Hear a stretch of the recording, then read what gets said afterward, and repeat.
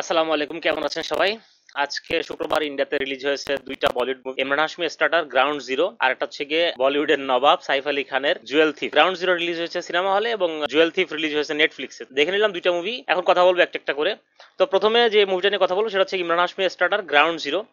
আরো একটা সেম প্যাটার্নের কাশ্মীরের যে মুসলমান দাঙ্গাবাজদের বা টেরোরিস্টদের সাথে ইন্ডিয়ার সেনাবাহিনীর যুদ্ধ, সেটা নিয়ে স্টোরি। সেম টু সেম অন্যান্য মুভিগুলো যেরকম হয় কাশ্মীরের যে ধরনের মুভিগুলো ইন্ডিয়া করে থাকে সেই একই প্যাটার্নের মুভি, তবে এখানে সেনাবাহিনীর, এখানে বিএসএফ এর সঙ্গে লড়াই। ইমরান হাশমি একজন বিএসএফ এর একজন কর্মকর্তা, তার নাম হচ্ছে দুবে, যে 2001 সাল থেকে 2003 সালে যে টেরোরিস্ট অ্যাটাকের উপর যে অপারেশন করেছিলেন সেই অপারেশনের উপর বেস করে নির্মিত হয়েছে ছবিটি। তো এই ছবিটি আসলে কেমন সেটা আসলে যদি জানতে হয় তাহলে দেখে নিতে হবে আপনার মুভিটি। তবে আমি আমার অপিনিয়ন থেকে যদি বলি তাহলে সেক্ষেত্রে বলবো যে মুভিটা অনেক স্লো। 2 ঘন্টা 14 মিনিটের একটি মুভি আসলে কাশ্মীর রিলেটেড এই ধরনের মুভি যখন পরিচালনা করে ইন্ডিয়ায়, তখন আসলে তারা সাধারণভাবেই ধরে নেয় যে মুসলমান হিন্দুদের দাঙ্গা বা টেরোরিস্ট অ্যাটাকের উপরে বেস করে কোনো মুভি তৈরি করলে আসলে ইন্ডিয়াতে সেই মুভিটা হয়তো দর্শক লুফে নেবে। কারণ এর আগে অনেক অনেক উদাহরণ আছে, যত মুভি আছে না কেন এরকম কাশ্মীরের অ্যাটাক বা পাকিস্তান অ্যাটাক এই ধরনের মুভিগুলো, যেমন উরি কিংবা আমারন কিংবা শেরশাহ, এছাড়া কাশ্মীর ফাইলস, এই ধরনের যত মুভিগুলোই আমরা দেখেছি না কেন রিসেন্ট ইয়ার্সগুলোতে, সেগুলো সবই কিন্তু ব্যাপক ব্যবসা সফল হয়েছিল। সেই ক্যালকুলেশন হিসাব করে আসলে পরিচালক চিন্তা করেছেন যে এই ধরনের একটা স্টোরির উপর মুভি তৈরি করে সেই ব্যবসায়িকভাবে সাফল্য পাবে। কিন্তু আসলে এই মুভিটা যদি আপনি দেখেন, এই মুভিটা অনেক বেশি স্লো।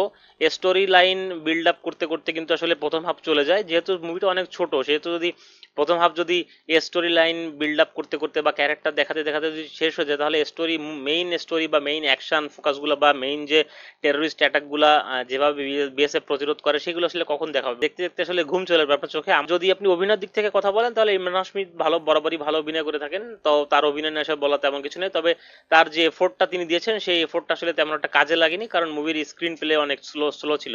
এছাড়া যে মুভির ভিলেন হিসেবে যাকে দেখানো হচ্ছে গাজী বাবা, সেই গাজী বাবাকে প্রথম থেকেই রিভিল করা হয়নি, প্রথম থেকে তাকে হাইড করে রাখা হয়েছে। মনে হচ্ছিল যে সে বড় কোনো ধরনের একটা শক্তিশালী কোনো অভিনেতার ক্যামিও হবে বা শক্তিশালী কোনো ভিলেন হবে, কিন্তু আসলে যে ওই ওই যে ভাইবটা দিচ্ছিল প্রথম থেকে, সেই ভাইবটা কিন্তু আসলে লাস্ট পর্যন্ত যে মেলেনি। তো সেই দিকের থেকে দর্শকের মনে কিন্তু হতাশা থেকেই যাবে।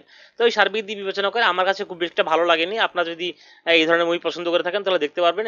এই ধরনের মুভি আসলে ভালো লাগে দেখতে, কিন্তু সেই মুভির প্রেজেন্টেশনটা ভালো হওয়া প্রয়োজন হয়। তো ভালো না, প্রেজেন্টেশন ভালো না হলে আসলে মুভি দেখে মজা পাওয়া যায় না।